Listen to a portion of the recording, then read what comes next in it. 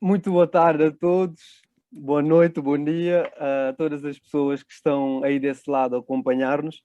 Este é o Espaço de Conversas, novamente, aqui convosco, o quinto episódio, que há muito tempo estivemos a planear, mas hoje vai acontecer. Vai acontecer de seguinte forma: esta primeira parte vão estar aqui duas pessoas muito especiais e depois aparecerão as outras três pessoas que representarão os países palopes que faltam para concluir o quinto episódio do Espaço de Conversas. Antes de mais, este é o Espaço de Conversas, onde eu, idealizador do projeto Mundo Contrariar o Machismo, que nasceu no programa de mentoria do He4She, e que, felizmente, foi escolhido como um dos 5 que vai receber alguns apoios para a sua implementação. E neste período, depois da apresentação final dos projetos, uh, o meu projeto, neste caso, uh, entrará num processo de pré-implementação. E este processo de pré-implementação vai ser dirigido mais propriamente para criar parcerias com outras organizações, promover debates assim deste género e fazer muitas outras coisas antes de ir propriamente ao terreno e trabalhar no projeto. Este é o Espaço de Conversas, que nasceu precisamente no período em que o projeto começou e visa convidar homens a falarem sobre as questões de igualdade de género e contrariar o machismo para que possamos todos viver num espaço justo e igualitário. Tenho aqui duas pessoas, como disse, duas pessoas muito especiais. O Flávio, começo logo com ele. O Flávio foi uma inspiração, foi uma das primeiras pessoas, para além da minha mentora, com quem eu me cruzei, para me falar da sua experiência enquanto homem, para me falar da sua experiência enquanto promotor ou co-fundador do espaço Mentalks, ou da iniciativa Mentalks. Então, é para mim uma grande honra ter aqui o Flávio à minha frente para falarmos sobre estas questões. Começo com ele. Leo está a tentar entrar e vou aqui continuar. O primeiro convidado, como vos disse, é Flávio, nasceu em Cabo Verde, licenciado em Sociologia pelo INSCTE, facilitador certificado de parentalidade consciente pela Associação Portuguesa da Parentalidade Consciente. É cofundador, como disse também no princípio, do projeto Mentalks. Ele tem uma frase muito interessante. Quando ele pedi para partilhar a sua descrição biográfica, ele partilhou uma frase muito inspiradora, que diz assim: acredito que não importa qual é a pergunta, a resposta é o amor. Todos nós devemos incutir esta frase nas nossas vidas para podermos viver todos numa sociedade com muito amor e respeito com as outras pessoas. E, por conseguinte, temos aqui um professor, posso chamá-lo assim. Rui é moçambicano,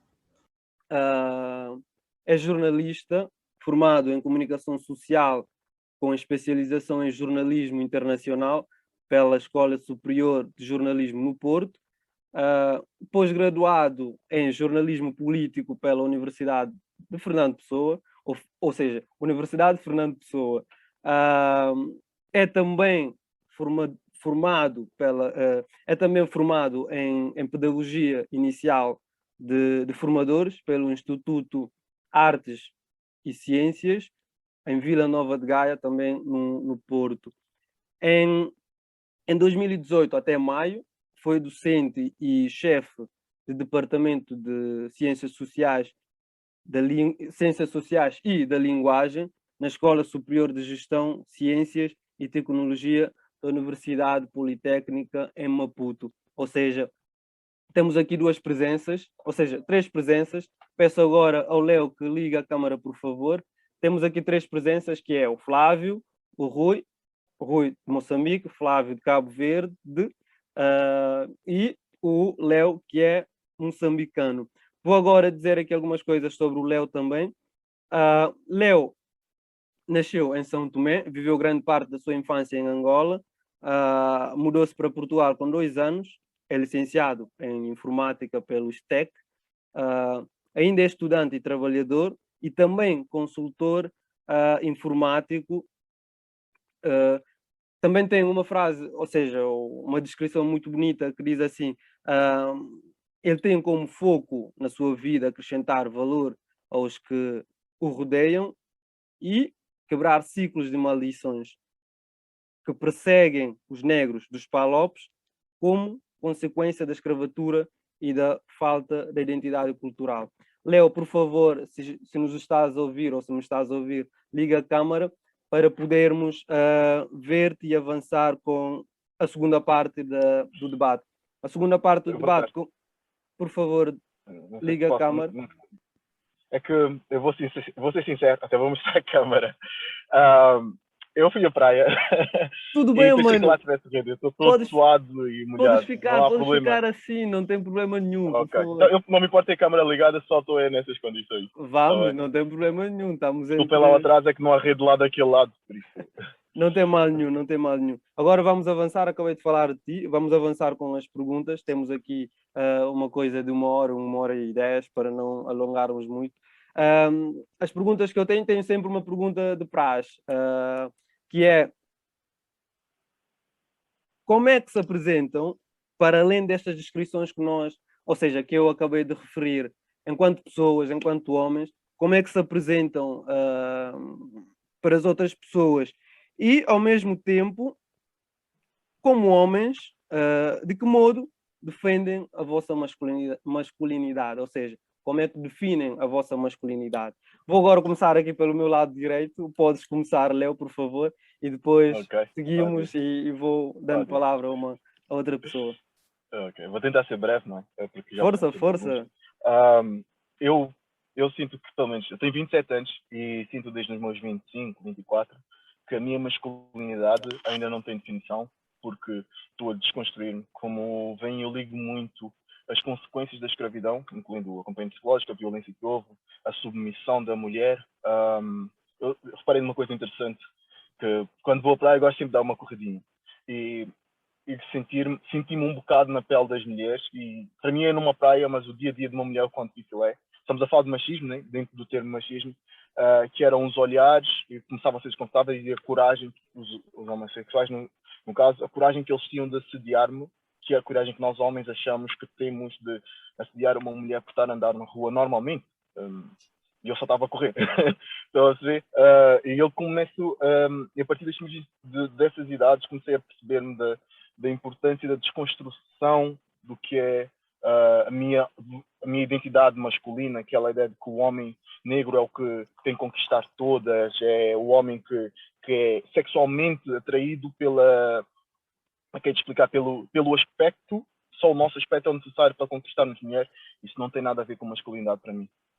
Masculinidade tem a ver com estar confortável na minha própria pele e ciente das minhas escolhas, respeitando tudo à minha volta. E admito que ainda estou dentro desse processo.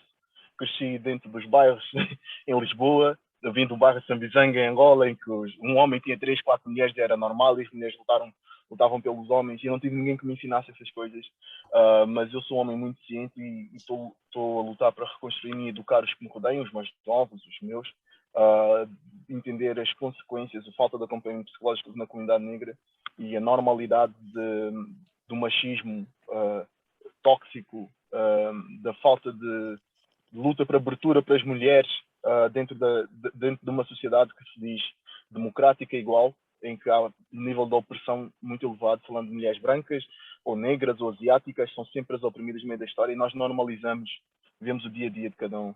Por isso, como um homem negro, identifico-me como um machista em desconstrução. Acho que é uma frase que já ouvi falar e acho que estou cada vez mais a entender o que é que isso quer dizer e os anos são necessários para alcançar este nível.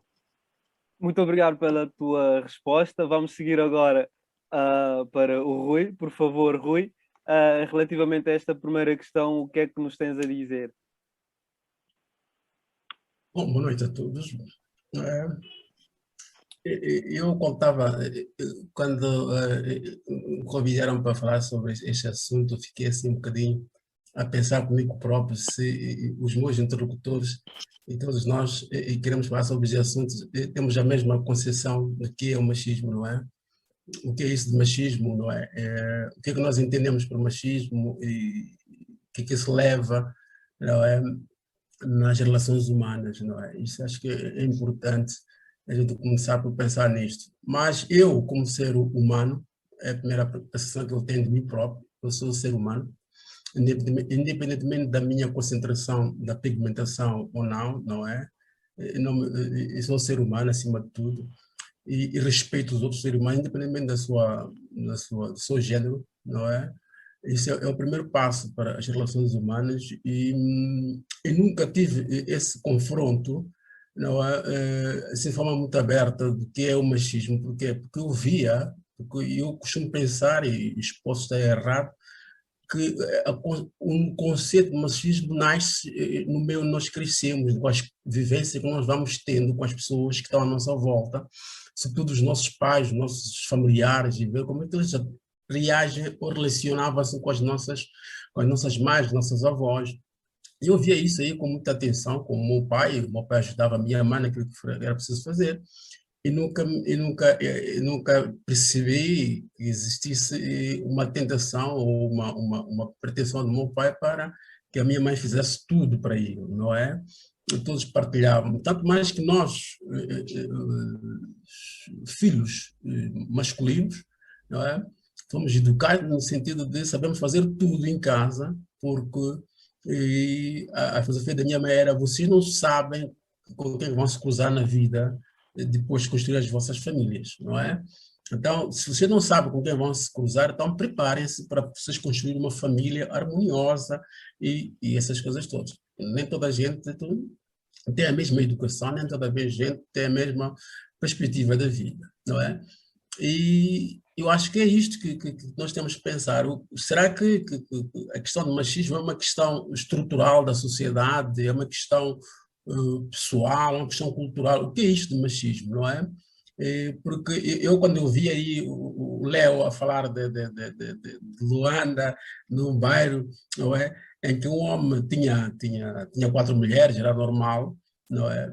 Pois, a questão que se coloca aqui, talvez podemos recuar no tempo e perguntar se a natureza humana, não é? O homem, falando sexualmente, é monogâmico ou não é?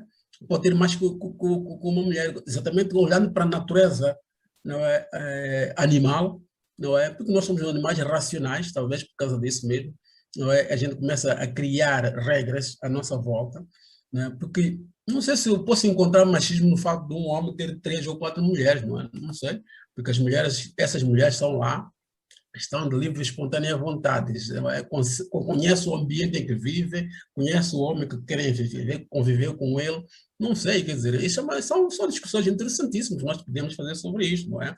Podemos levar aqui talvez 4, 5, 7 episódios a discutir isto, para encontrarmos uns pontos interessantes sobre tudo isto, não é? Porque existe e outras questões que estão por trás de tudo isto que nós estamos a falar, porque não é só de africanos, e isso é que fique bem sublinhado, não é só de africanos, não é?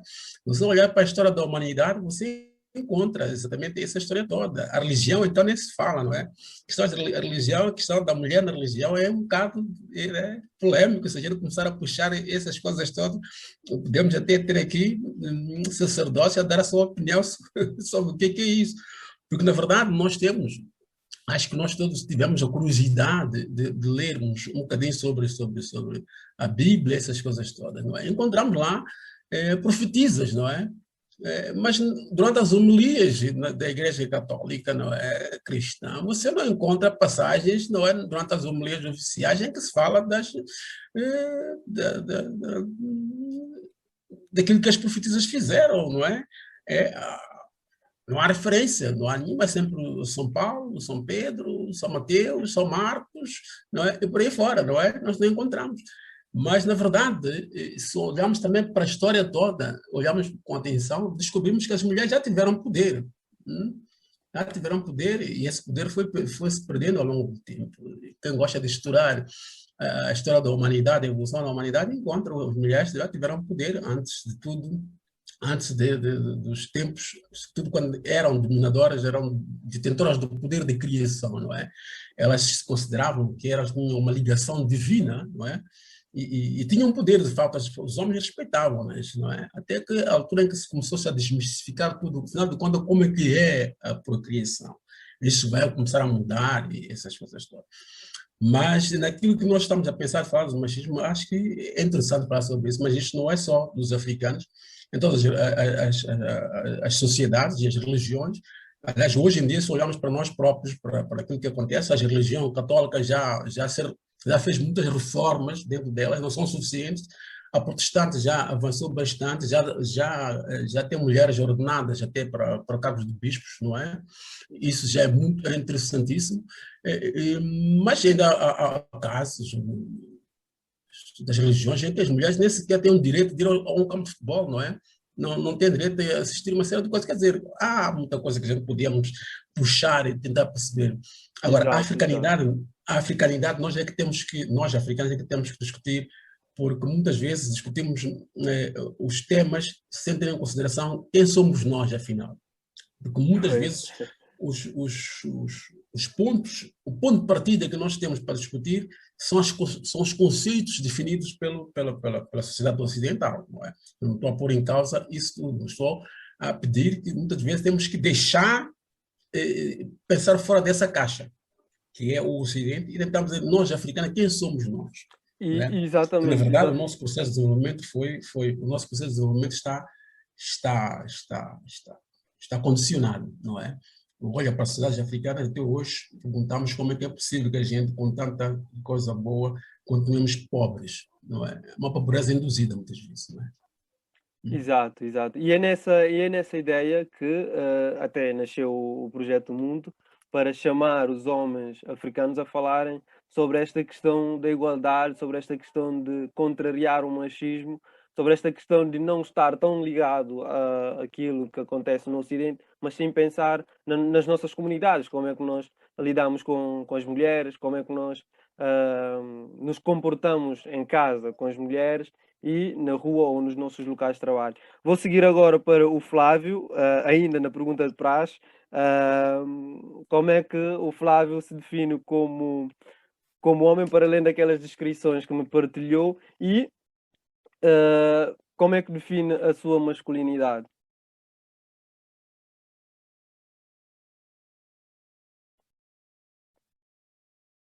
Então, olha, antes de mais, boa tarde, obrigado, Mamadou, pelo convite e por juntares este pessoal para trocar experiências e partilhar opiniões sobre este tema que é tão importante e por trazer esta perspectiva africana, porque nós sentimos mesmo que não é uma conversa que seja assim tão normal termos e sem dúvida que é importante.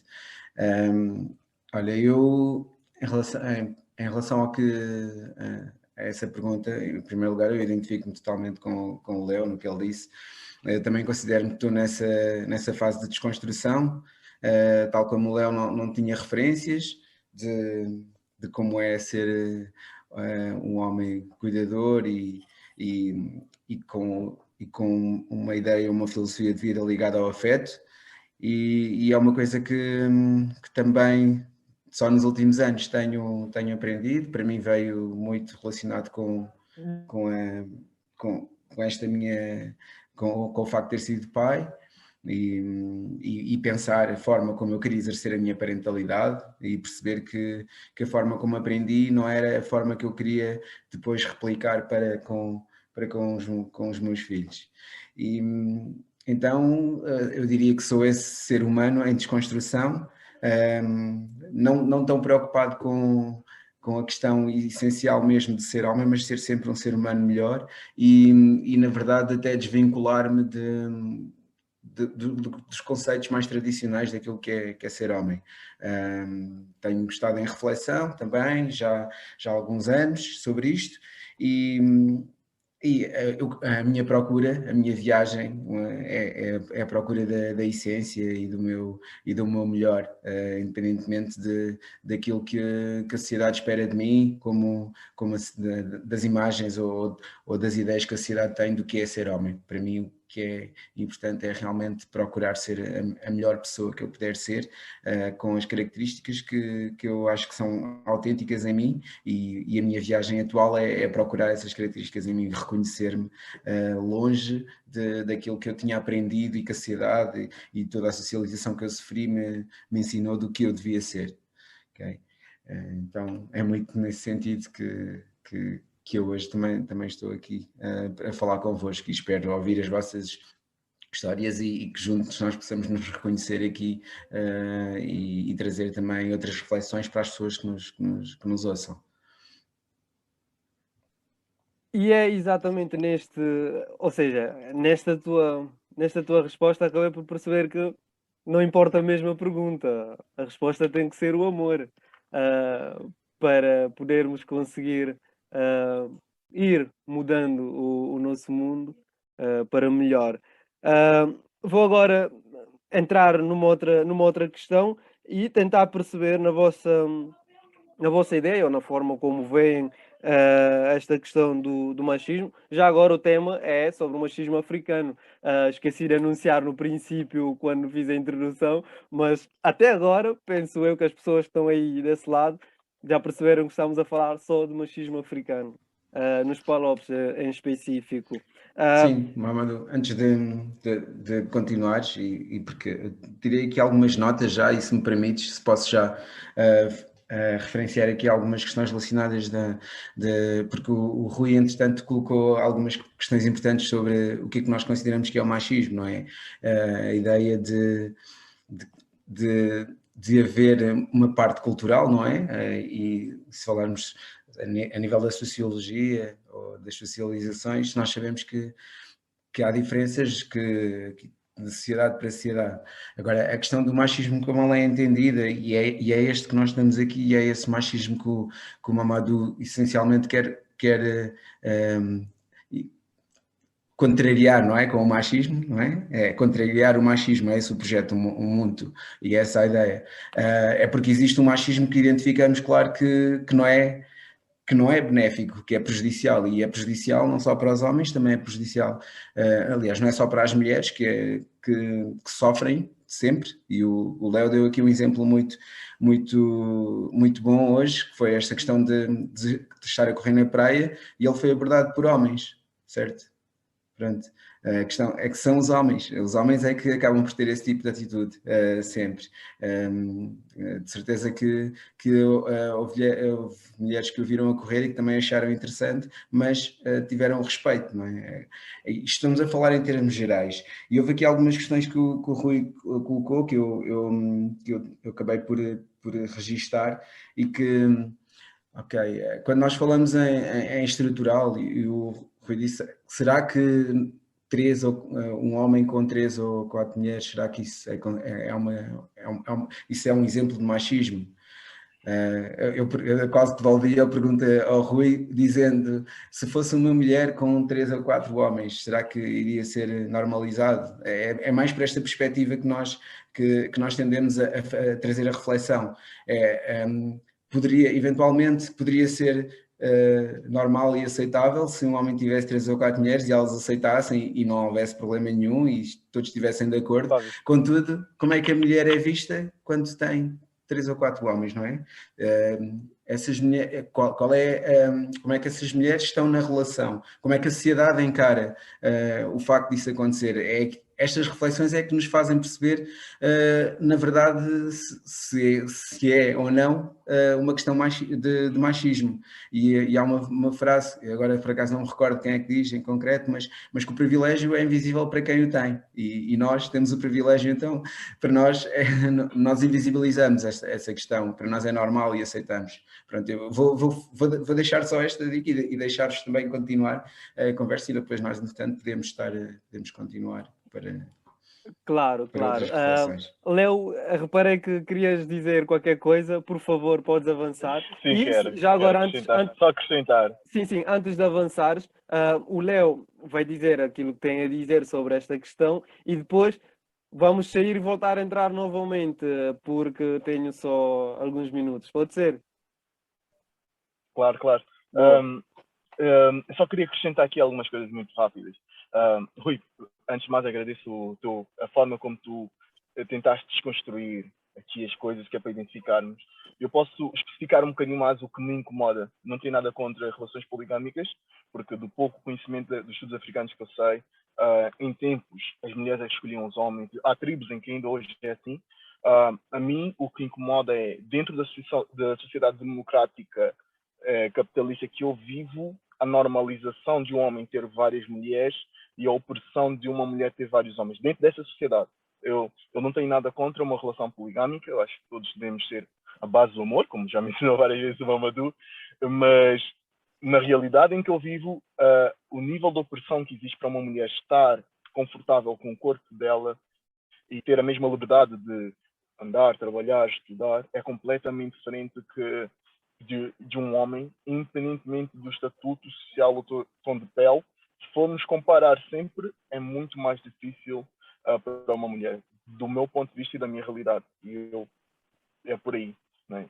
Obviamente estou muito alinhado com o Flávio, como repararam, mas é interessante a forma como o Rui colocou as coisas e estou super intrigado. E como ele disse, podemos continuar aqui várias horas a tentar especificar um bocadinho mais.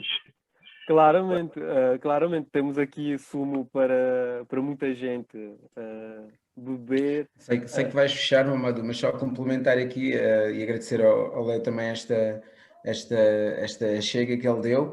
Quando eu trouxe a questão desta forma é porque de certeza que há muita gente que nos está a ver que fez a reflexão desta forma e que está a pensar também tal e qual como a ideia genial que o Rui trouxe para refletirmos, não é? Então, porque se considera uma questão de machismo? De certeza que, acredito principalmente homens que nos estejam a ver neste momento, tenham pensado também dessa forma, mas porquê que um homem com várias mulheres é considerado machismo? E por isso, obrigado também por ter esclarecido dessa maneira, Léo. Claro, claro, são sempre questões que temos que ir pensando, e a próxima pergunta vai mais ou menos ao encontro desta normalização ou não normalização de machismo ou da dominação dos homens nas nossas sociedades. Com a segunda questão, como eu estava a dizer, que é uma questão mais ou menos que liga muito àquilo que acabaram de dizer, que é de que modo podemos desnaturalizar, aqui abro parênteses na parte de ou seja, naturalizar ou desnaturalizar as atitudes machistas enraizadas nas nossas sociedades. Rui, podes avançar com a resposta a esta questão e depois seguimos o mesmo rumo da bocado. Bom, cá estamos de novo. Para mim, pronto, isso tem a ver talvez com a minha formação, com as minhas experiências, a minha vivência. Eu acho que tudo isso passa pela educação, não é? Que nós podemos começar a dar a nós próprios em casa, primeiro os nossos filhos, não é? A nossa família, mostrar o mundo como que ele é, não é? Que o mundo não é perfeito, mas pode ser melhor, não é? E a educação, sobretudo, é fundamental para nós, em todos os domínios, não é? Para que possamos, de fato, fazer essa desvinculação de comportamentos machistas, não é? Mostrar às pessoas, de fato, que é possível construir uma sociedade em que as pessoas se sintam, não é, parte de uma família, parte de uma relação, sem que isso seja vista como se fosse alguém a fazer favor a alguém, não é? Como muitas vezes o que acontece para mim, que muitas vezes não acontece, como coloca a pensar, as pessoas que manifestam de forma clara o machismo não estarão a usar o seu poder, sobretudo o poder financeiro, não é, em relação a outras pessoas que não o têm, não é? Há uma série de questões que me levanto, todos os dias levanto-me e coloco-me a mim próprio, se isto não tem a ver com isto, não é? É outra pessoa que está necessitada e que sabe que para conseguir a sua estabilidade emocional, muitas vezes até social, precisa de aceitar certo comportamento. Mas para mim tem a ver com a educação, a educação feminina, sobretudo das mulheres, as nossas irmãs, as nossas filhas, todas têm que ser educadas no sentido de vocês não podem depender apenas de alguém para ter uma vida digna e ser respeitadas. Devem depender de vós próprios, não é? Eduquem-se, formem-se, ganhem independência, sobretudo independência financeira, não é? Fazer-se valer por aquilo que as pessoas são, não porque precisam de outra pessoa em termos financeiros, em termos, mas precisam de outra pessoa numa relação natural, digamos, biológica, da natureza humana, não é? Da convivência das pessoas. Não porque eu preciso, porque se eu não tiver aquele homem, não é? Não vou ter isto, não vou ter aquilo, não vou ter uma casa, não vou ter o prestígio, não vou ter. Tudo isso passa para a educação. Para mim, a educação é fundamental para várias vertentes da liberdade do indivíduo, não é? A liberdade do indivíduo passa exatamente pela educação, não é? Em todos os sentidos, as pessoas têm que se educar, as pessoas têm que ter consciência de que elas valem por si, não porque alguém está ao lado delas, é que lhes faz com que elas sejam vistas e respeitadas. Elas valem por si e têm que ser olhadas assim mesmo, não é? Sem ser respeitadas assim como elas são. Portanto, para mim, é um dos pilares da desconstrução desse ambiente todo ele nefasto, tudo como dizia o Flávio e o Léo. As mulheres sofrem muito quando essa manifestação machista não é feita de forma mais ou menos violenta. Tanto a violência não é violência física, pode ser violência emocional, verbal, não é? Da total dependência pelo outro, essa para mim é que deve ser combatida, mas o combate tem que ser garantir a educação, uma educação de qualidade para que as pessoas possam amanhã sentir a vontade para tomar o destino das suas vidas, que isso é fundamental. Há aqui uma ligação na sua última, nas suas últimas frases, deste projeto que nasceu para ajudar a alcançar o ODS 5, ou seja, a igualdade de género, com o ODS número 4, que é a educação de qualidade. Há aqui uma interligação muito forte que nos ajudarão a todos a construirmos sociedades onde as pessoas individuais possam se libertar da opressão da pessoa que tenha mais dinheiro ou mais poder e etc. Agora sigo para ti, desculpa, se calhar não queres que eu te trate por você. Léo, por favor.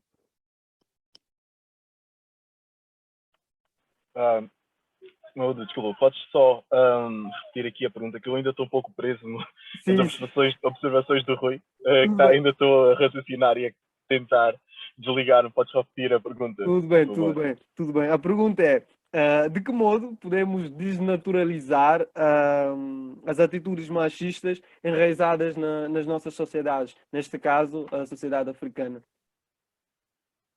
Sim, voltando ao Rui. Há uma coisa super interessante. Obviamente estou alinhado com o que o Rui disse, que sim, é trabalhando individualmente nós à nossa volta e tentarmos educar-nos e tentarmos educar os que nos rodeiam. Mas falando da comunidade africana, nós temos que, eu vou sempre buscar esse ponto, nós temos que pensar que o exemplo da Nigéria, em que temos uma diversidade enorme de tribos que de alguma forma foi forçada a viver dentro de uma sociedade eurocentrada, dentro da Nigéria. Não, nem sequer precisaram de viajar para ter a Europa dentro conceitos europeus. Estou a usar um exemplo porque é mesmo muita diversidade de tribos e culturas que se chocam sem nenhum tipo de educação cultural sobre a importância da mulher, ou foi só com base na conquista de guerras entre tribos e a forma como eles se adaptaram. É interessante que dentro da comunidade africana é um pouco mais complexo para mim pensar que existe uma solução básica e simples, porque estamos a falar do orgulho individual de cada um, porque existe, por isso é que existe muita morte entre cada um, ainda hoje, não é? Falamos de Angola, ainda na Angola existem várias tribos, Fula e Mandip, tu conheces bem, por exemplo, tem uma cidade na Guiné, os Fula, estão em grande peso, existem sempre conflitos, e os mandibas, se não estou errando em nome, três folhas, não é? Mandinga, Existe sempre mandinga. uma grande rivalidade. Mandinga, obrigado. Existe sempre, e não só, tu dá estes 2 exemplos que eu tenho amigos que são muçulmanos e conversamos, tive a sorte de conversar e aprender sobre isso. A forma como nós conseguiríamos focar-nos nisso é respeitar e tentar entender que não existe um equilíbrio comum, mas interior. Ou seja, cada um de nós temos que entender que eu não posso tentar implementar a cultura europeia dentro de uma cultura que já tem centenas de anos, mas posso tentar, pelo menos, mostrar às mulheres que têm um pouco... O que eu acho que é isso, a mesma falta de informação, como o Rui mencionou. As mulheres não têm noção do poder e da capacidade que elas têm. Lá está, não tem a ver com poligamia, ou um homem e várias mulheres, ou uma mulher e vários homens.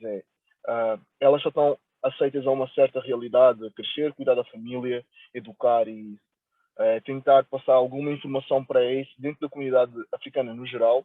Falamos dos Palopes, que já está mais eurocentrada, porque nós aí, no nosso caso, estamos destruída de toda a nossa cultura e a nossa história, de uma forma mesmo muito violenta, porque as nossas tribos são vistas de uma forma horrível. Ao contrário desses países que eu mencionei, os Camarões, eu posso falar dos Camarões, eles já existe mais orgulho, existe mais gosto, mas nós nos Palopes não temos isso, né? Não temos quase nada disso. Nós orgulhamos dos nossos dialetos, que têm traços de escravidão, né? Nós orgulhamos dos valores europeus, que não é que seja errado, só é importante conhecermos de onde é que vemos e o que é que se passa na nossa cultura, para que nós possamos trabalhar. E acho que a desconstrução é entender que existe essa informação a passar e para as mulheres em si. É conseguirmos dar mais poder às mulheres para que consigamos ultrapassar. É onde eu quis chegar, desculpem a volta. Mais poder às mulheres para conseguirmos chegar a algum tipo de desconstrução e equilíbrio. Muito obrigado pela tua resposta. Muito obrigado pela tua resposta. Fizeste-me lembrar aqui algumas histórias da Guiné, da rivalidade entre os mandingas e os fulas e tudo mais. E também fizeste-me lembrar do próprio conceito muntu, ou seja, o muntu é um conceito africano que não só significa homem na linguagem, na língua banto, como também ou seja, significa a pessoa dotada da sua consciência, inteligência e memória que pode ajudar a outra pessoa para encontrarem a paz comum ou, se quisermos, uma convivência saudável. Obrigado pela tua resposta, por me fazeres lembrar isso. Sigo agora para ti, Flávio, por favor. Como é que tu achas que podemos desnaturalizar a questão do machismo enraizada na nossa sociedade? Olha, em primeiro lugar, eu estava a pensar numa coisa completamente diferente, mas se calhar pego já nisso, que nesta descrição que fizeste agora do mundo eu não sabia, e parece-me muito bem esse trabalho para a paz comum, e pode ser já um ponto de um bom começo. E isso fez-me viajar para um conceito que em mim é muito presente, que é o conceito do Ubuntu,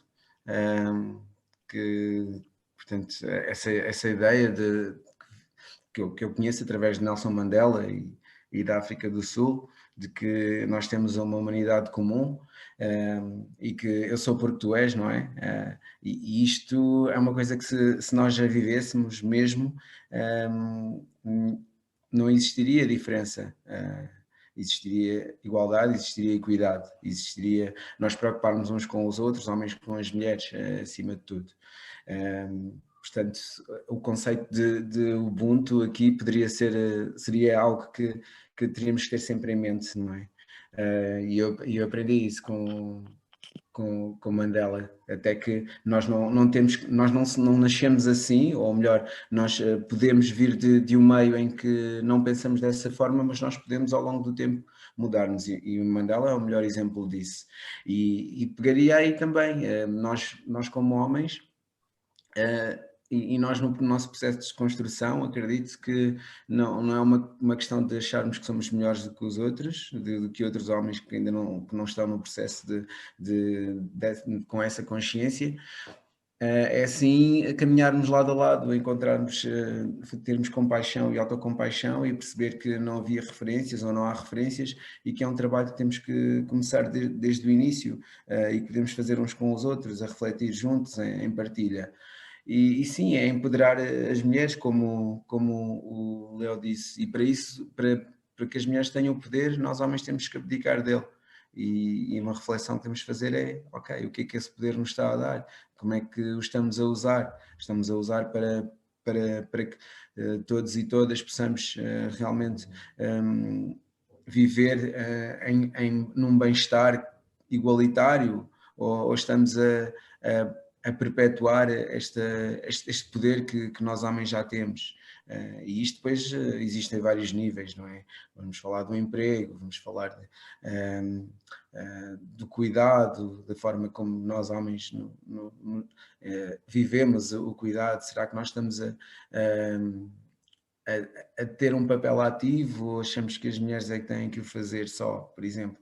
Há muitas coisas, mas é isso, quase que resumiria por essa ideia do poder de nós abdicarmos do poder, que é em muitas áreas, lá está nesta sociedade capitalista, etc., e fazermos a nossa parte, seja no trabalho interior que fazemos com cada um de nós, seja na educação dos nossos filhos e das nossas filhas para a igualdade, seja com os nossos pares, os nossos amigos e as nossas amigas. Nós podemos ter um papel bastante simples, não precisamos de criar projetos para poder fazer com que isto vá acontecendo. É isso, muito obrigado pela tua resposta também. Não sei se algum de vocês, Rui ou Léo, quer acrescentar alguma coisa. Não? Posso avançar?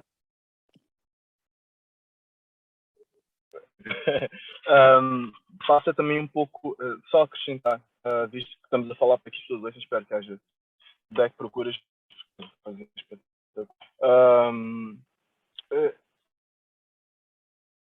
importante que falemos também da parte emocional que nós homens rejeitamos. É importante normalizar os homens chorarem, normalizar os homens ficarem tristes. Também nos traem, desculpem lá, agora fiquei um pouco africano, também nos traem, também nos batem, também isso dói, também é exaustivo. E nós não temos que ser os mais fortes. De vez em quando temos que realmente baixar a cabeça e usar a energia que as nossas rainhas têm há anos de carregar uma família emocionalmente, descarregar e deixar que elas cuidem de nós. Não há problema. E não é ir atrás de outras mulheres que vais fazer tornar mais homem, mas sim ser. Eu tenho sorte em ter pessoas em que fizeram pensar numa coisa em que nós somos seres de energia, que eu às vezes acho que faz algum sentido, que temos o lado feminino e o lado masculino, e deixar que esse lado feminino que um homem tem, que não é problema de mentir, falo que é o lado emocional, o lado capaz de analisar de uma forma mais sensível, estar sensível, é mais por aí. Eu acho que sim, falta a parte emocional. Nós não temos de ser os mais fortes em tudo. O mundo é isso, é o Ubuntu, não é? É o equilíbrio. E precisamos de um de outro para podermos equilibrar-nos por aí. É Claramente que sim. Não precisas pedir desculpa. É claramente que sim, que nós todos os homens choram. Todos os homens. E esta frase está muito a ser repetida, não é para se tornar clichê, os homens também choram mesmo. E é preciso que as pessoas normalizem isso e vejam isso como uma coisa libertadora. Por exemplo, aconteceu uma coisa na semana passada em que eu estava a falar com um amigo e ele a gozar comigo, a dizer: mas vais chorar para quê? Tu estás maluco?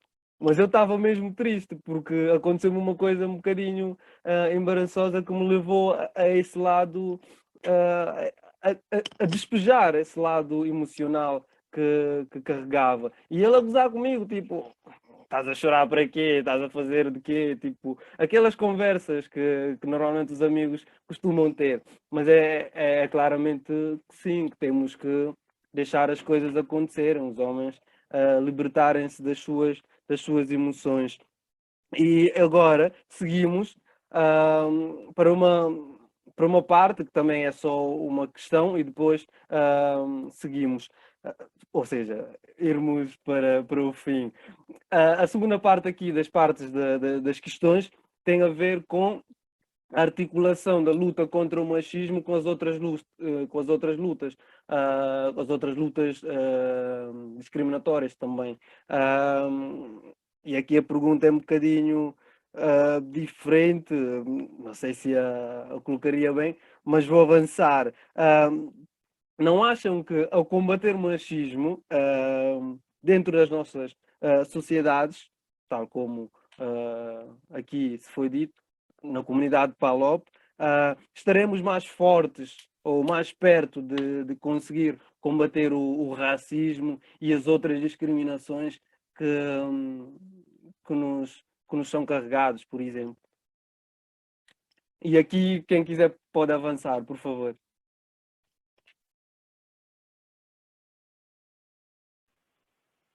Eu posso avançar, então? Por favor. É interessante a pergunta. Temos que viajar um pouco no tempo, não é? A pensar como a sociedade foi construída. Foi através de homens a ganhar guerras, não é? Homens a lutar, a ganhar guerras, homens a matar, a mostrar que são mais homens. Foi através de homens a serem presidentes, e ter a mulher ao lado para fazer bonito, aquela loira ou aquela morena menina de casa. Dessa forma, como a sociedade foi construída, e nós fomos normalizando e sentindo orgulhos de ser homens, negros ou brancos, de certa forma, quer ser um homem com aquele poder. Vamos pensar dentro da comunidade quebrada, que é através do...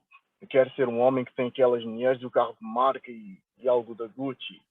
E sempre foi construída dessa forma. Por isso, sim, óbvio que tem que haver uma desconstrução enorme sobre o machismo para que nós consigamos ver o mundo de alguma forma. Tudo o que foi construído é sobre o orgulho e sobre a vontade de conquistar. Independentemente de tribos, anos ou a altura da humanidade que foi a base do orgulho e mostrar que somos superiores. Somos animais e sempre foi assim. É assim com os animais nos dias de hoje. Os animais são assim. Temos que identificar isso também. Mas só que se estamos a evoluir, temos que trabalhar a partir daí. Sem dúvida que sim. É isso. Boa, boa. Rui, Flávio, alguém quer avançar?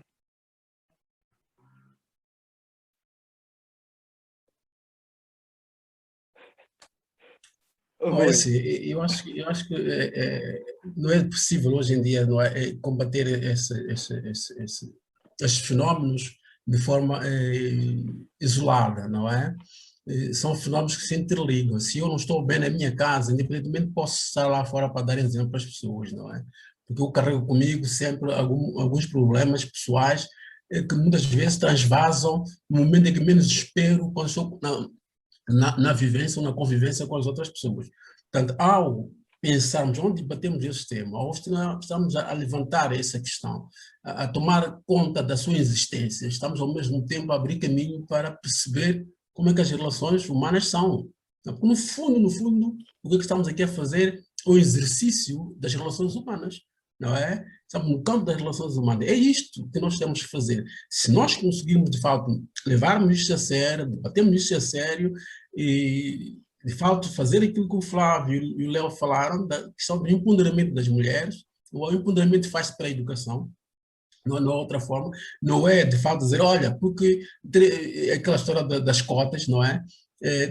Se temos 20 mulheres, 20 homens, 20 lugares para ocupar, 10 têm que ser mulheres, 10 têm que ser homens, não pode ser assim, não é? Senão tudo isso não funciona. Por quê? Porque as mulheres que não têm capacidade nem competência, que estiverem naqueles 10 lugares, vão sempre sofrer as consequências dos outros. Estás neste lugar não porque você merece, mas apenas porque existe uma cota.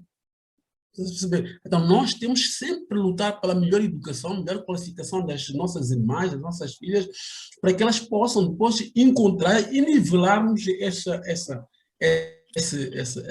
nível de competência, de decisão, sobretudo.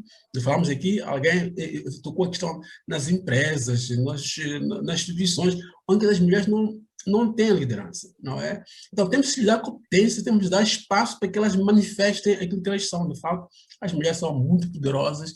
Aliás, eu costumo muitas vezes dizer que há mulheres que marcaram a história da humanidade, não é? Desde a Indira Gandhi, não é? Passando pela Golda Meir, na Israel, não é?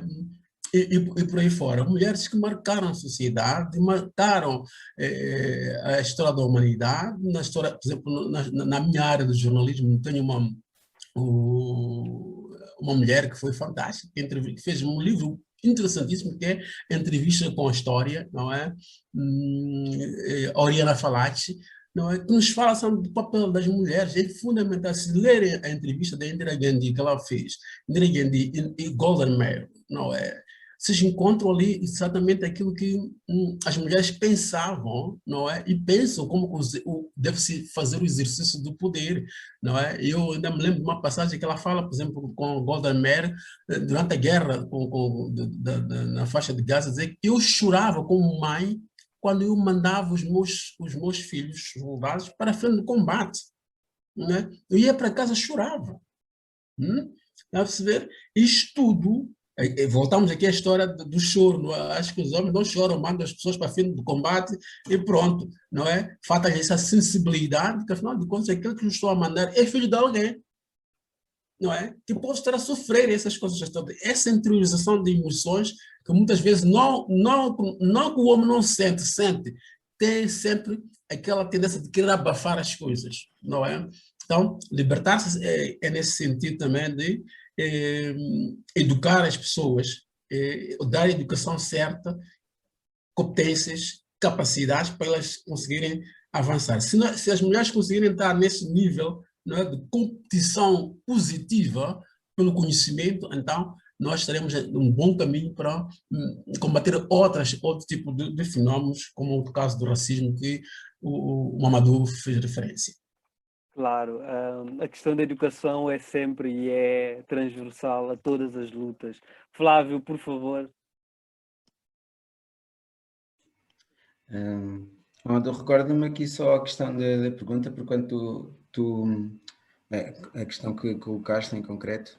Sim, a questão é, não achas, neste caso, vou dirigir diretamente a ti, a bocado era para todos, não achas que ao combatermos o machismo dentro da nossa comunidade dos Palopes, estaríamos mais perto ou mais forte para combatermos o racismo e as outras discriminações que nos temos sofridos? Sim, claro que sim. Existe. Eu, quando ao ouvir a pergunta a primeira vez, eu lembrei-me logo da questão da interseccionalidade, que é cada vez mais falada, não é? É assim, eu tenho a experiência do bairro, como o Léo, não é? Cresci no bairro e nós conseguimos perceber como é que as coisas como é que é fácil perpetuar coisas como, vou dar o exemplo podemos falar do machismo, podemos falar também do racismo de forma muito simples. Vivi num bairro, que foi onde cresci. Quando vim para Portugal, fui para um bairro social, não é? E no bairro social encontravam-se pessoas dos PALOP, ciganos, imagina, gente de Cabo Verde, Guiné, São Tomé, etc., e ciganos. E colocam na periferia das cidades. E o que é que acontece? Existe uma educação que é própria daquele sítio, existe uma reprodução de comportamentos, de hábitos, de regras, que é daquele local, e existe uma estigmatização de vocês pertencem ali, vocês não são suficientes para estar no outro lado. Isto é uma ideia que passa, isto é uma coisa que passa para a mente, passa para depois, e quem vive lá tem aquilo na mente e reproduz os comportamentos, e depois tens filhos, reproduz os comportamentos para os teus filhos por aí além. Então, se existe machismo, por exemplo, não é? E é claro que existe muito machismo nas sociedades tradicionais africanas, e vou falar da cabo-verdiana em particular, e se eu vivo no bairro e sou educado dessa maneira e sou ensinado a reproduzir aquilo, nós vamos continuar sempre marginalizados, quer pela educação que estamos a perpetuar, quer pelo espaço onde nós nos encontramos.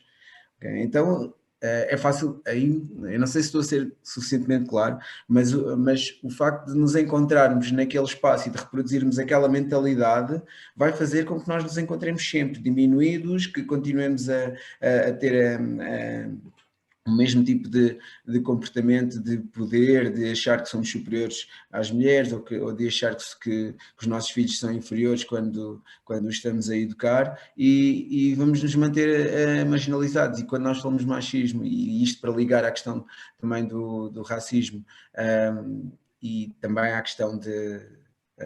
ok, quem é que tem o poder fora desses locais? Há de ser sempre o homem branco, e há de ser homem, não é? Não é uma mulher branca, não é, é um homem branco, certo? Ele é que tem o poder, ele é que vai-te marginalizar e vai-te manter lá. E tu, ao te manteres lá e reproduzires aqueles comportamentos, aqueles pensamentos, atitudes, vais estar num mundo de escassez, ou seja, não vais ter poder económico, não vais ter poder mental, não vais ter educação para te poderes, que era aquilo que o Rui depois dizia, tu tens de te educar para poderes perceber que tu não pertences àquele sítio, ou melhor, que tu podes sair daquele sítio, porque senão tudo aquilo que se encontra a ser reproduzido é uma ideia de que tu não tens direito, não tens... uma coisa, se eu estou a educar os meus filhos com esta mentalidade, eu estou a reproduzir a ideia de que eles, os homens, se eu educo os homens assim, eu estou a dizer que eles são superiores a eles, e eles vão dizer mesmo aos filhos deles, e estamos naquele espaço a reproduzir tudo da mesma maneira, e é um gostoso. E ligado ao facto de eu... da forma como as coisas se ligam, não tenho poder económico, não tenho poder para a educação, não tenho poder mental para fazer diferente. Então é isto que existe, que se liga um bocado à questão da interseccionalidade. Há muito mais, mas estou a tentar fazer simples, ou explicar simples, se calhar não estou a ser, mas dá para pensar. Sim, dá perfeitamente para pensar e dá para refletir sobre estas questões todas. Estamos na parte final, faltam-nos 8 minutos, 9. Temos que gerir este tempo para quando sairmos daqui não voltarmos. A última pergunta, para além das recomendações, fui resgatar uma frase numa leitura que eu fiz, que diz assim: sem a dimensão do afeto, é impossível superar as estratégias de poder que aprisionam o corpo e a mente. Esta questão está muito ligada à construção de afetos, e aqui pergunto-vos, começo com o Rui, que daqui a nada vai nos deixar. Aqui pergunto-vos, como é que podemos resgatar a dimensão do afeto para podermos ter futuras gerações onde poderão viver livres, educados e educadas, sem se submeterem a outras pessoas com poderes superiores a eles ou a elas, neste caso. Rui, por favor. E depois, no final da resposta desta pergunta, pedia para dizeres algumas recomendações aos jovens dos PALOPs, ou aos jovens no geral, no que diz respeito a este combate contra o machismo, começando connosco próprios. Eu acho que essa questão dos afetos tem a ver com o amor próprio, não é? O amor próprio, primeiro temos consciência de que nós gostamos de nós próprios. O amor próprio é fundamental, não é? O orgulho próprio, o orgulho individual, aqui é fundamental a gente falar do egocentrismo mais positivo, não é? Eu tenho que me considerar muito importante para o meio em que eu estou, não é?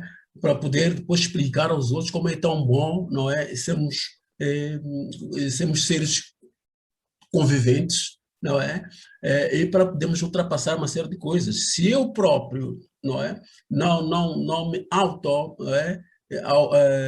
avaliar no sentido de olhar para mim próprio, eu sou importante no meio que eu estou, eu faço parte dessa sociedade, não é? Eu faço parte dessa comunidade, eu faço parte deste mundo, faço parte dessa selva humana, em que eu estou.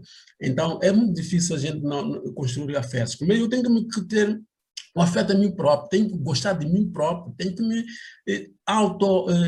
avaliar no sentido positivo das coisas, da minha importância como ser humano, para depois construir o afeto com os outros, mostrar aos outros que não precisam, não é, de ser como eu. Aliás, eu não quero ser bitola de ninguém.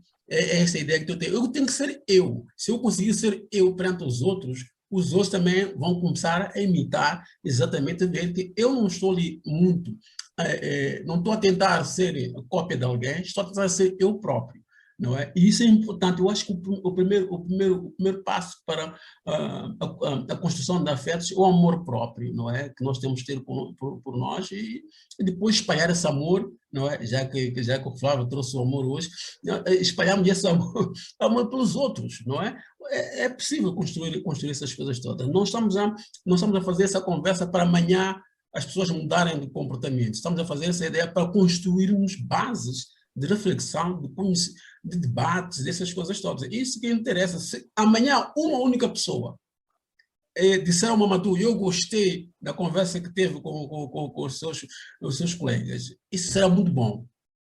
Só uma pessoa só já terá sido muito, muito bom. Não é? Isso é importante. Em relação às recomendações, aos jovens, eu vou dar as mesmas recomendações que eu dava aos meus alunos quando eu era professor em Moçambique. Meus caros jovens, conquistem o mundo, que o mundo é vosso. Leiam, estudem, questionem, não é? Não tenham sempre dúvidas sobre as coisas que vos apresentam, não é? Tudo que aparece à vossa frente, questionem. Por que essas coisas são assim, não podem ser de outra forma? Não é?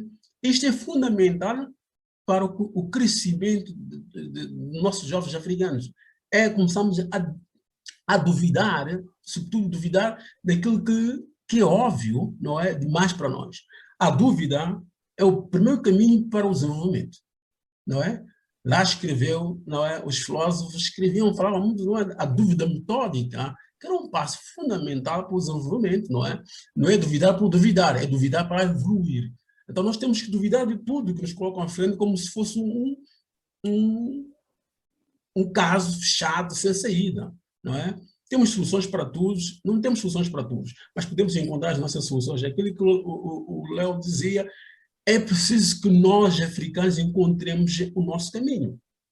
Falta-nos isso mesmo. Porque nós, africanos, o continente africano é uma consequência. Neste momento, estamos a falar de um continente que é fruto da Conferência de Berlim. Não é? Nós, africanos, não construímos os nossos Estados no conceito ocidental que nós temos. Não construímos. O nosso processo de construção de Estados foi interrompido pela Conferência de Berlim. E juntaram-nos todos lá com esquadra e régua não é? Dizer que a vossa fronteira termina aqui, termina lá. É isto que nós temos que discutir, sem preconceitos. Sem preconceitos. Discutimos isto, quem somos nós, onde queremos ir, por que somos assim, e por que não podemos ser outra coisa. Muito obrigado a todos. Rui, muito obrigado bom fim de mesmo. semana. Sim, continua. Tenho aqui um compromisso agora. Diga, não percebi. Sim, desculpa, prazer em conhecer-te e obviamente há muita coisa que aprender contigo e com o Flávio.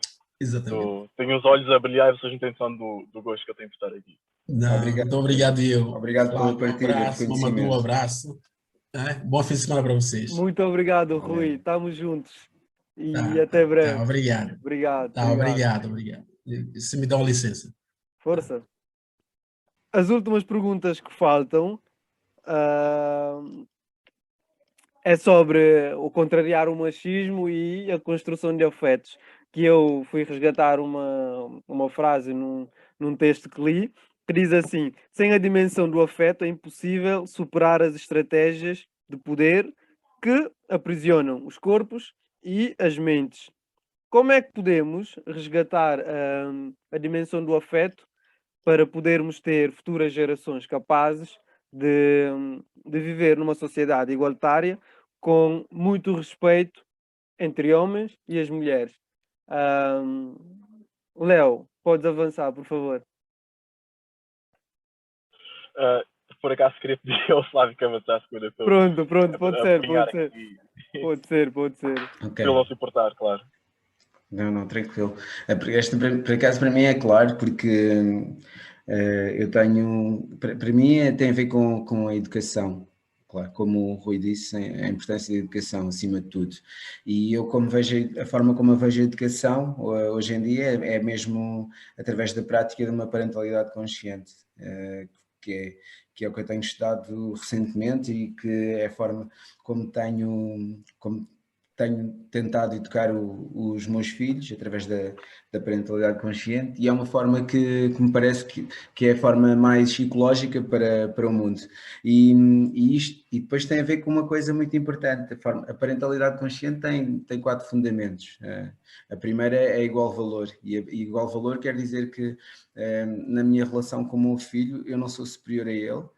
Quer dizer que todos nós temos o direito a exprimirmos através das nossas emoções, opiniões, sentimentos, da mesma forma, quer independentemente da nossa raça, do género ou da religião. Então é o igual valor. E é mais difícil de ser aplicada em termos de fundamento, mas é aquela que, se todos nós aplicássemos, não haveria diferenças entre homem e mulher, entre preto ou branco, entre religiões e todos, e aceitaríamos a diversidade de forma automática, porque as crianças, na verdade, elas não nascem com isso nelas, nós é que ensinamos, elas aprendem, não é? Nelson Mandela já dizia, ninguém é ensinado a odiar, menos pela cor da pele, e se nós somos ensinados a odiar, também somos ensinados a amar. Não é a condição natural do homem o ódio.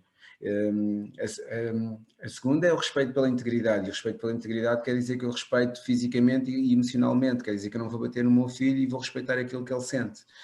Isto, quando eu digo meu filho, eu estou a falar eu no caso de pai ou de mãe, mas também a nível de educadores, quem estiver a educar uma criança, quer seja numa escola, é ter esta perspectiva.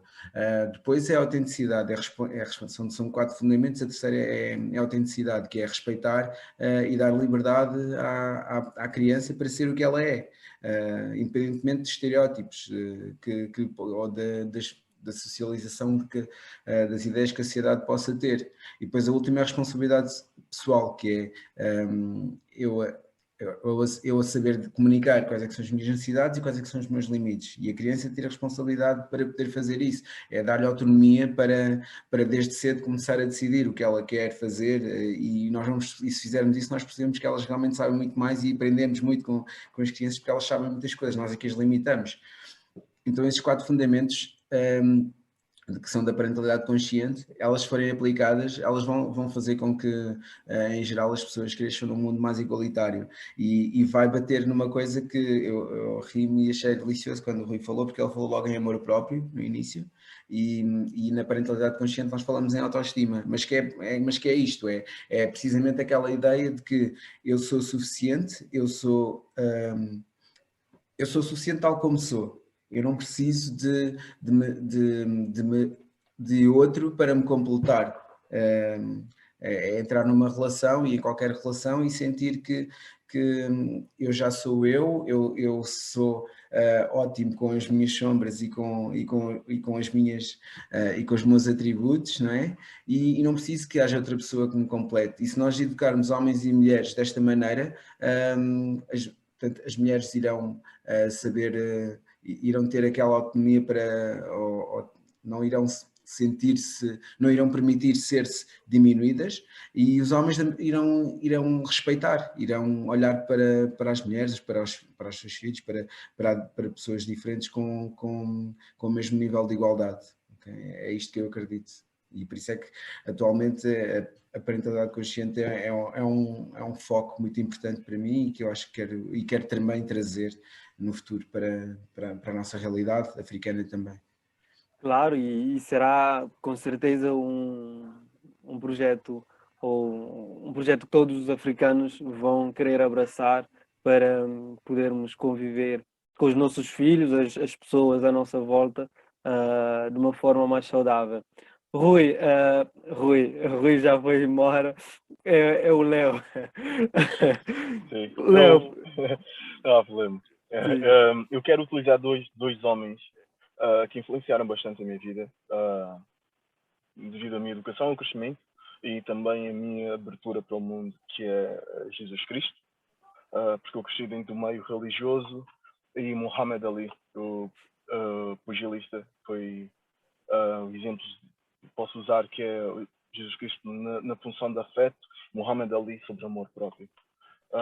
É incrível como dentro da minha construção, dentro da religião, a religião mostrou-me que Jesus veio para fazer milagres espetaculares que nenhum homem alguma vez fará. E a Bíblia diz que Jesus diz que qualquer um consegue fazer o mesmo superior a ele. Eu paro e penso, o que é que ele tem de especial? O fator humano. Ou seja, a capacidade que ele teve de exaltar os que não eram supostos ser exaltados. Não é? Ele deu poder de profetizar a um homem que matava cristãos. Ele curou cegos sem abrigos. Ele levou prostitutas que supostamente são mal vistas na sociedade. E ele mostrou que o que interessa é seres humanos. Ou seja, o afeto necessário é tu tratares o próximo humano como humano. E vai-se um bocado ao que o Flávio diz. Se o teu filho ver-te a tratar de um humano como humano, independentemente do aspecto ou cor, vais sempre passar a boa mensagem para ele. Não interessa o que ele vai ser, um milionário ou um homem comum que não é milionário, mas ele terá que tratar o humano como humano. Eu tive exemplos um tempo atrás. Aliás, eu nem quero falar desses exemplos, não vou prolongar demasiado, mas basicamente Jesus Cristo é o exemplo em que eu tenho de que não tem nada a ver com os milagres, não tem nada a ver com o que as pessoas dizem, tem a ver com isso. E o Muhammad Ali, pela coragem que ele teve e pela boca grande que ele sempre teve, que uma que nem uma borboleta, não é? E pica que nem uma abelha, tudo ele teve uma coisa. Quando ele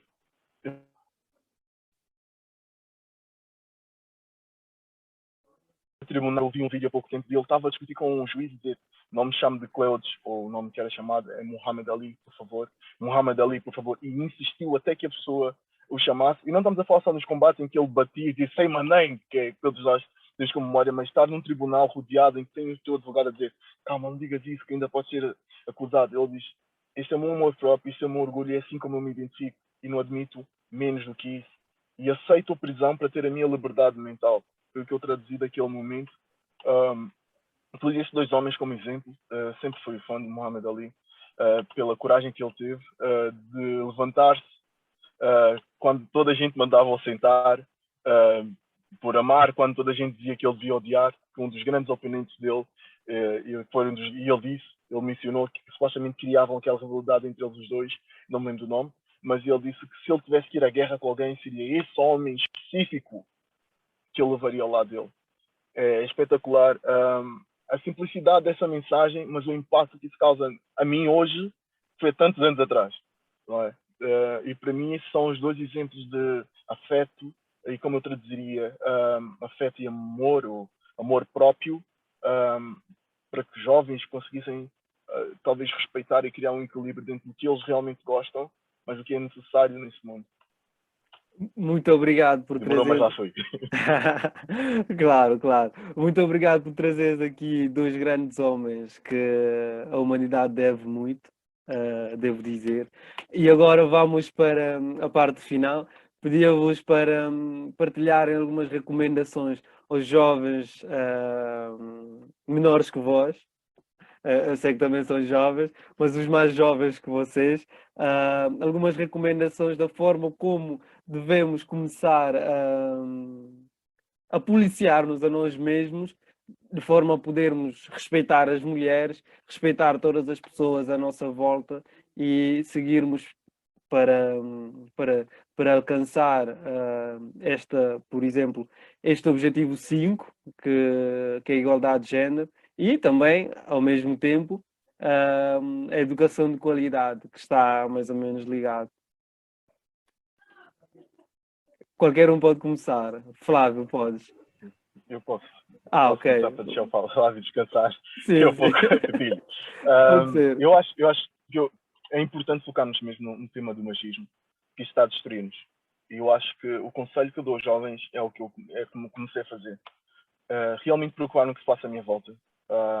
Coisas simples como a forma como eu vejo os dias de hoje, a forma como eu vejo os homens olharem para as mulheres, começou a tornar-se doentio e nojento para mim. O facto de ter amigas minhas que dizem, Léo, eu não posso ir para esse lado sozinha, de andar naquele canto sozinha, porque tenho medo que me pode acontecer. Enquanto eu corro de madrugada, sou viciado por corrida, fazer exercícios de madrugada, faço sempre as coisas com o meu conforto, sem pensar nas consequências do que me pode acontecer. Portanto, a violência, não é? Mas nunca o facto de alguém, pelo meu aspecto, querer desejar-me a tal ponto de utilizar a violência física para me violar. É verdade, os homens podem ser violados, mas nós vivemos como se fôssemos intocáveis. As mulheres têm que normalizar isso e preocuparem-se com a forma e o aspecto com que elas vivem, com muita cautela, porque até mulheres, devido à desconstrução do machismo, que está em curso e eu acredito que vai melhorar, até mulheres, caso aconteça algo errado, perguntam o que é que tens vestido? Como se fosse suposto normalizar o facto de alguém só mesmo ter a audácia de querer tocar sem autorização. É crime e não interessa o que tem vestido ou não, mesmo que esteja alguém a andar nu na rua, não interessa. Tem que haver respeito. É isso. Preocupem-se com o que se passa mesmo à vossa volta. Eu sei que a vida é corrida, mas preocupar-nos com o que se passa à nossa volta faz toda a diferença na forma como as mulheres vão ser respeitadas dentro da comunidade PALOP ou fora. É isso que eu tenho que acrescentar. Muito obrigado. Muito obrigado. Flávio. Olha, obrigado, Léo, por esta mensagem. Eu não diria mais nada, mas eu vou dizer uma coisa diferente, mas quero sublinhar todas as palavras que o Léo disse aqui, e acho que projetos como o Mundo são importantes para isso, o Men Talks, tudo aquilo que disseste para nós é a forma como nós encaramos os Men Talks, é mesmo para isto, é para passar a mensagem dessa maneira, porque precisamos de realmente refletir sobre isto. Então o que eu vou dizer é a questão do amor. Para mim não importa qual é a pergunta, a resposta é amor. E é o amor nas nossas relações, o amor na educação, o amor para aqueles que são pais, pensem se estão a educar o vosso filho através de amor ou se estão a educar pelo medo. E quando digo medo, é o medo que eles, ou porque estão num local onde achem que eles poderão ter comportamentos que vocês não querem e que comportamentos são esses. Ou se vocês estão simplesmente a relacionar com eles, a olhar para eles, a observá-los, a amá-los incondicionalmente, porque isso é importante. E da mesma maneira, olhem para as vossas relações e principalmente para nós homens, olhemos para as relações que estamos a construir e que estamos a nutrir, e se estamos a colocar amor naquilo que nós estamos nessa relação, na forma como as vivemos, quando nós estamos a olhar para outra mulher, nós estamos a colocar amor lá, ou quando estamos, ou aquele sentimento de posse é outra coisa. Então é isso. Se não houver amor, se não estamos a agir por amor, se não estamos a passar amor, não está certo. E temos que refletir sobre isso. E então vamos partir de um lugar de amor na relação. Se fizermos isso, não vai haver menos violência, vai haver mais compaixão, vai haver mais equidade, vai haver mais interesse pelo outro, pela pessoa humana que o outro é. Muito obrigado, Flávio. Muito obrigado, Léo. Há bocado Léo estava a falar estava a falar de brilhos ou de brilho nos olhos.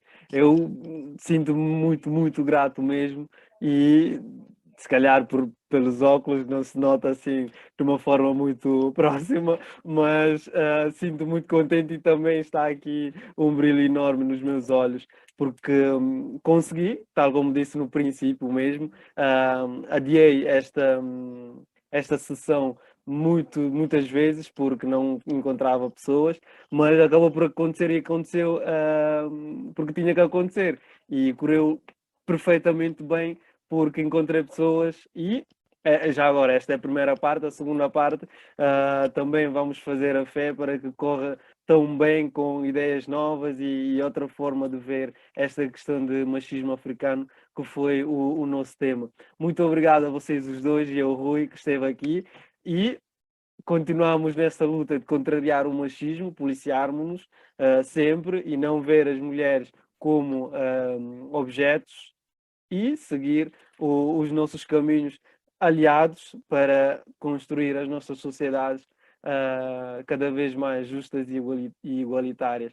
Obrigado a vocês os dois e ao Rui, tal como disse, e estamos juntos. Vamos agora encerrar o 5º episódio, a primeira parte do 5º episódio do Espaço de Conversas de Mundo para Mundo, que nasceu do Projeto Mundo, o Projeto Mundo que nasceu do programa de mentoria do He4She, que esteve nos 5 projetos que vão receber apoios. Nesta fase de implementação vai ser o mote, trazer debates e criar parcerias com as organizações ou associações para depois ir mesmo ao terreno e trabalhar com os jovens. Por isso, fico aqui um agradecimento muito profundo aos convidados e às pessoas que estiveram aí desse lado a acompanhar-nos. Muito obrigado a todos e até breve.